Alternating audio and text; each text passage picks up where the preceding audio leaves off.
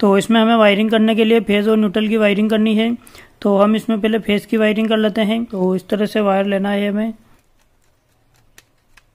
दोस्तों आज के वीडियो में हम बात करने वाले हैं कि 12 मॉड्यूलर के इलेक्ट्रिक बोर्ड की वायरिंग कैसे करते हैं, जिसमें कि 6 स्विच, एक 5 पिन सॉकेट, एक फैन रेगुलेटर, एक इंडिकेटर, एक मॉड्यूलर एमसीबी है। तो इनको 12 मॉड्यूलर के स्विच बोर्ड में फिटिंग कैसे करते हैं और इनकी वायरिंग कैसे करते हैं, इसके बारे में जानेंगे। तो वीडियो को लास्ट तक जरूर देखना और वीडियो पसंद आए तो वीडियो को लाइक जरूर करना और चैनल को अभी तक सब्सक्राइब नहीं किया तो चैनल को सब्सक्राइब जरूर कर लेना। तो चलिए स्टार्ट करते हैं।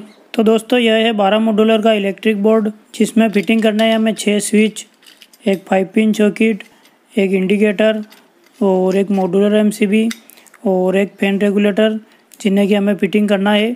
तो हम इसमें पहले इनको फिटिंग कर लेते हैं 12 मॉड्यूलर के इलेक्ट्रिक बोर्ड में। तो इसमें हम पहले 5 पिन सॉकेट को फिटिंग कर लेते हैं, जो कि इस साइड में फिटिंग कर लेते हैं। और 5 पिन सॉकेट के लिए एक स्विच फिटिंग कर लेते हैं। और यहाँ नीचे की साइड में हम 3 स्विच और फिटिंग कर लेते हैं, जो कि ट्यूबलाइट और होल्डर के लिए हैं। तो इस तरह से इसमें स्विच फिटिंग हो चुके हैं। और यहाँ ऊपर साइड में हम इस साइड में फैन रेगुलेटर को फिटिंग कर लेते हैं और यहाँ पास में फैन रेगुलेटर के लिए एक स्विच को फिटिंग कर लेते हैं। तो इसमें ये फैन रेगुलेटर है, जो कि ये इस साइड ऑन होता है। तो हम इसे इस तरह से इसमें फिटिंग कर लेते हैं। और फैन रेगुलेटर के लिए एक स्विच और फिटिंग कर लेते हैं। तो इसमें फैन रेगुलेटर और फैन रेगुलेटर के लिए स्विच फिटिंग हो गया है। और इस स्विच के जस्ट पास में एक स्विच और फिटिंग कर लेते हैं, जो कि ट्यूबलाइट के लिए होगा। और इसमें हम एक साइड में मॉड्यूलर एमसीबी को फिटिंग कर लेते हैं और यहाँ जस्ट पास में हम इंडिकेटर को फिटिंग कर लेते हैं। तो इस तरह से इसमें modular MCB, indicator, switch, fan regulator और 5 पिन सॉकेट फिटिंग हो चुके हैं, जो कि बैक साइड से इस तरह के हैं। और इसमें अब हम वायरिंग कर लेते हैं। तो इसमें हमें वायरिंग करने के लिए फेज और न्यूट्रल की वायरिंग करनी है। तो हम इसमें पहले फेज की वायरिंग कर लेते हैं, जो कि फेज की वायरिंग करने के लिए हमें मॉड्यूलर एमसीबी के एक टर्मिनल से सभी स्विच के नीचे वाले टर्मिनल में हमें वायर कनेक्ट करना है। और मॉड्यूलर एमसीबी के दूसरे टर्मिनल में हमें मेन सप्लाई का फेज वायर कनेक्ट करना है। तो इसमें यह मॉड्यूलर एमसीबी है, जिसमें कि मॉड्यूलर एमसीबी के एक टर्मिनल साइड में लोड लिखा हुआ होता है और दूसरी टर्मिनल साइड में लाइन लिखा हुआ होता है। तो इस मॉड्यूलर एमसीबी में किसी भी साइड लाइन और लोड लिखा हुआ नहीं है। तो हम इस मॉड्यूलर एमसीबी के किसी भी टर्मिनल में लाइन और लोड कनेक्ट कर सकते हैं।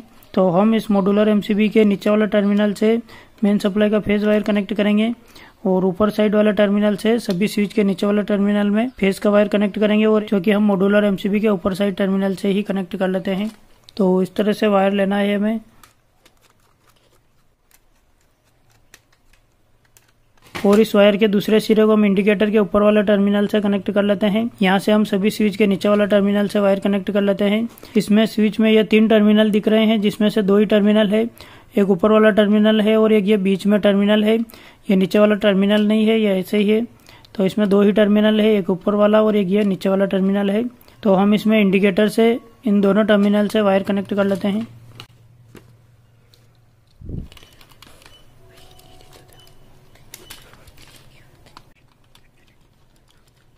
और इसके बाद हम इन दोनों स्विच के नीचे वाला टर्मिनल से वायर कनेक्ट कर लेते हैं।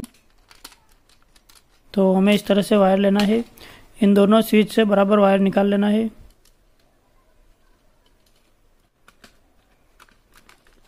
और इसके बाद इस वायर को भी इस टर्मिनल से कनेक्ट कर लेते हैं, जिससे कि इसमें कनेक्ट हो जाएंगे वायर।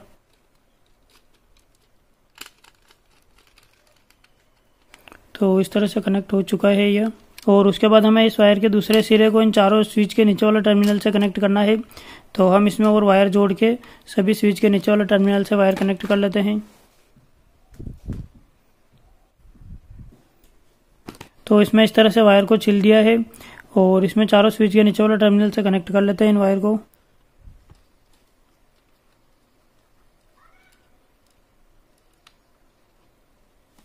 और इसमें स्क्रू को टाइट कर लेते हैं।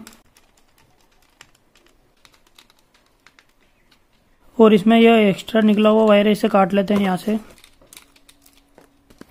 और इस वायर के दूसरे सिरे को इस टर्मिनल से जोड़ लेते हैं। तो इस तरह से इसमें सभी स्विच के नीचे वाला टर्मिनल से और एक इंडिकेटर से फेज का वायर कनेक्ट हो गया है, जो कि मॉड्यूलर एमसीबी के ऊपर वाले टर्मिनल से कनेक्ट हुआ है। और अब हम इसमें स्विच से सॉकेट का वायर और स्विच से फैन रेगुलेटर का वायर भी कनेक्ट कर लेते हैं, जिसमें से फैन रेगुलेटर के 2 वायर में से किसी भी एक वायर को हमें स्विच के ऊपर वाले टर्मिनल से कनेक्ट करना है। तो हम इसमें कनेक्ट कर लेते हैं। तो इसमें इस तरह से कनेक्ट हो चुका है यह। और उसके बाद हम स्विच के ऊपर वाले टर्मिनल से सॉकेट के एल साइड टर्मिनल में वायर कनेक्ट कर लेते हैं, जो कि फेस का वायर कनेक्ट होगा, जो कि इसमें यह न्यूट्रल टर्मिनल है, यह लाइन टर्मिनल है और यह अर्थिंग का टर्मिनल है। तो इसमें यहाँ पर एल लिखा हुआ है, यह लाइन टर्मिनल है, तो इसमें हम स्विच से सॉकेट का वायर कनेक्ट कर लेते हैं और इस वायर के दूसरे सिरे को इस टर्मिनल से कनेक्ट कर लेते हैं। तो इस तरह से इसमें कनेक्ट हो चुका है स्विच से सॉकेट का वायर। और अब हम इसमें न्यूट्रल का वायर कनेक्ट कर लेते हैं, जो कि न्यूट्रल का वायर हमें 5 पिन सॉकेट के न्यूट्रल टर्मिनल से और इंडिकेटर के एक दूसरे टर्मिनल से कनेक्ट करना है। तो हम इन दोनों टर्मिनल से न्यूट्रल का वायर कनेक्ट कर लेते हैं।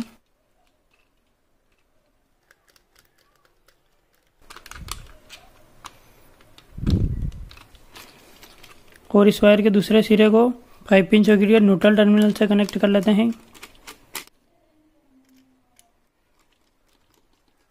तो इस तरह से इसमें स्विच बोर्ड में न्यूट्रल का वायर भी कनेक्ट हो चुका है।